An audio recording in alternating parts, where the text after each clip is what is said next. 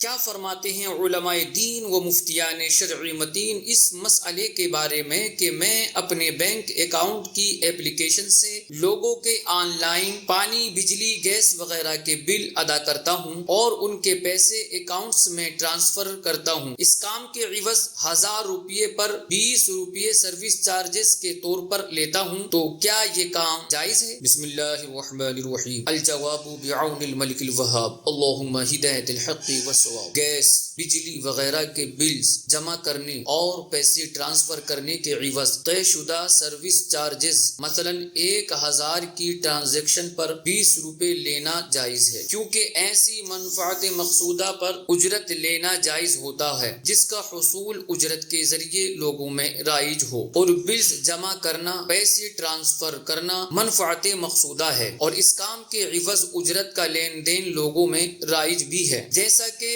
اکابر علماء اہل سنت نے منی آرڈر کے ذریعے پیسے بھیجنے پر اجرت کے لین دین کو جائز قرار دیا ہے۔ فتاوی ہندیہ اجارے کی شرائط میں ہے کہ ان میں سے ایک شرط یہ ہے کہ جس کام پر اجارہ ہے وہ منفعت مقصودہ ہو اور اسے عادتاً عقد اجارہ کے ذریعے حاصل کیا جاتا ہو۔ اسی حوالے سے بدائع الصنائع میں ہے کہ عقد اجارہ کے درست ہونے کی شرائط میں سے ایک شرط یہ ہے کہ وہ منفعت مقصودہ ہو جسے عقد اجارہ کے ذریعے حاصل کرنا معتاد ہو اور لوگوں کے مابین اس پر تعامل جاری ہو۔ سیدی اعلی حضرت امام اہل سنت علیہ الرحمہ نے فتاوی رضویہ شریف میں منی آرڈر کے ذریعے پیسے بھیجنے پر اجرت کے لین دین کے متعلق سوال کے جواب میں ارشاد فرمایا کہ وہ مثل سائر کاروائی ہائے ڈاک خانے کے یقیناً اجرت میں دینے والے اجرت ہی سمجھ کر دیتے، لینے والے اجرت ہی جان کر لیتے ہیں۔ ہرگز کسی کے خواب میں بھی یہ خیال نہیں ہوتا کہ یہ دو